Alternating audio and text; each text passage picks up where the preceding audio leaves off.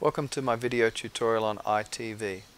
Basically my home theater is a Hackintosh. It consists of a Pentium 4 3GHz and 2 GB of RAM.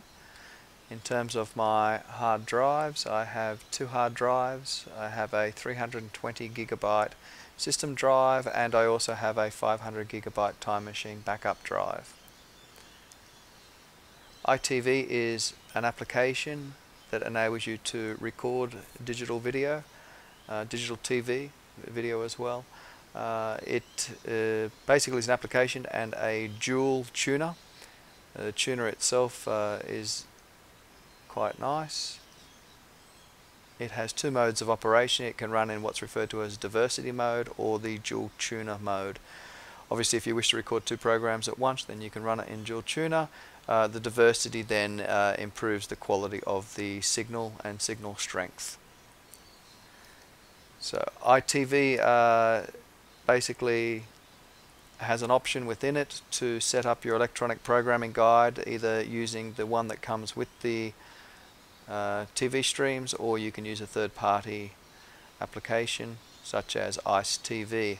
EyeTV is a website that provides electronic programming guide. You subscribe to it. It gives you the options to remotely go in and physically select a program and set it to record. It will automatically update your EyeTV, and from there on in it's pretty much automated. EyeTV basically has the program guide. Likewise, you can simply click on something, add it to a schedule.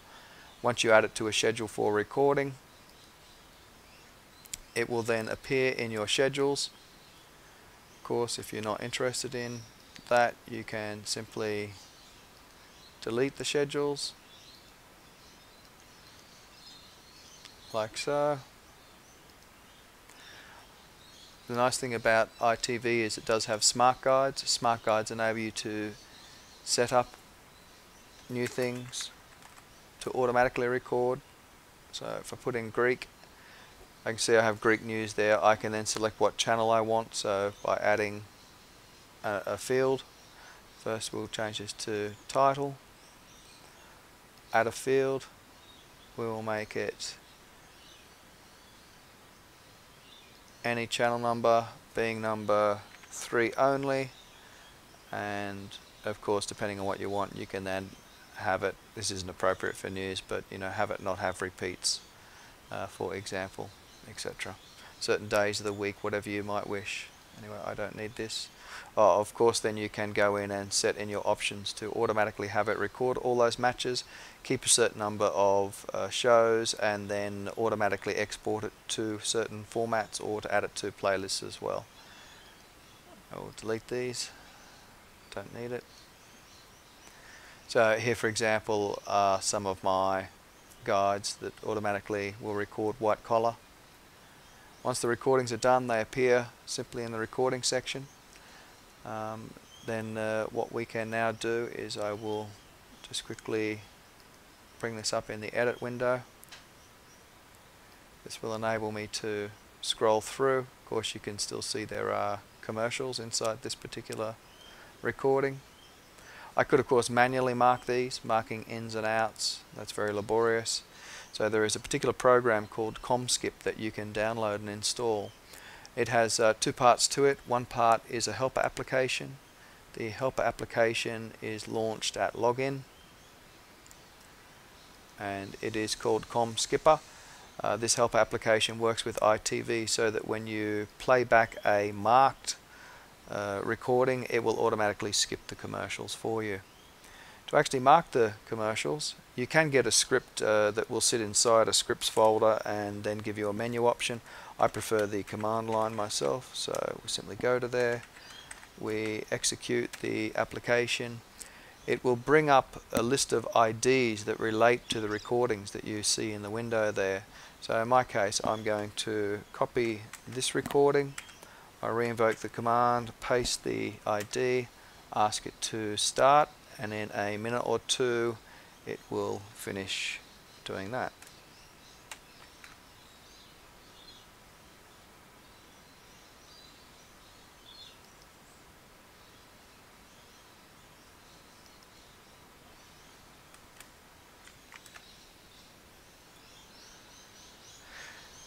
So now we've marked our commercials, we can go back into EyeTV. If we go edit, you will see that basically it has automatically put the ins and outs in regards to the commercial positions. So from here, if we wish to export this to DVD, we simply find the end of the program, go and remove the stuff that is no longer required. We can then compact it.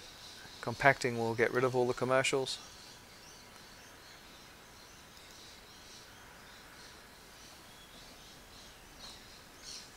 This will just take a minute.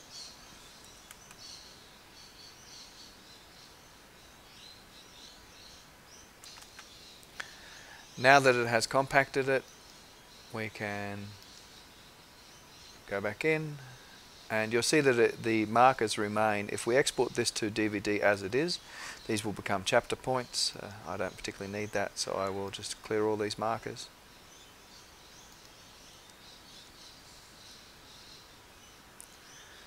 Now we can get rid of it.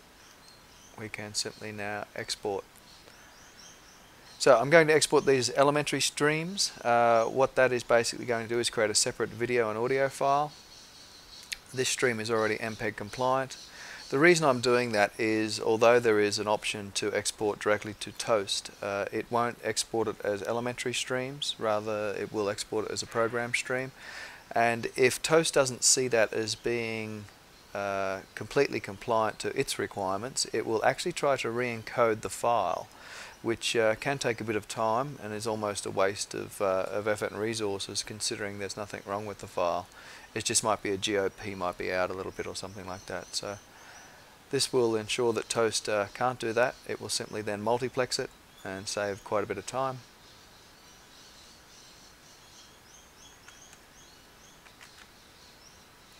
Now that's completed exporting, we can simply go to the export location. We will see there is our two separate files. We can now launch Toast. In my case, obviously I'm not going to burn these to a DVD right now, so I'm just going to create a video image, a disk image. Basically you'll see that I've got a menu option here for EyeTV. I'll show you towards the end how you go about creating your own menu style. There are numerous ones, but I've created my own. So I simply grab the video file, drag it into the window, and automatically I've got a file in there. I then save this as a disk image. We'll just call it test. We will say OK. Give it a DVD image file name, and as you can see, it will rather quickly multiplex this.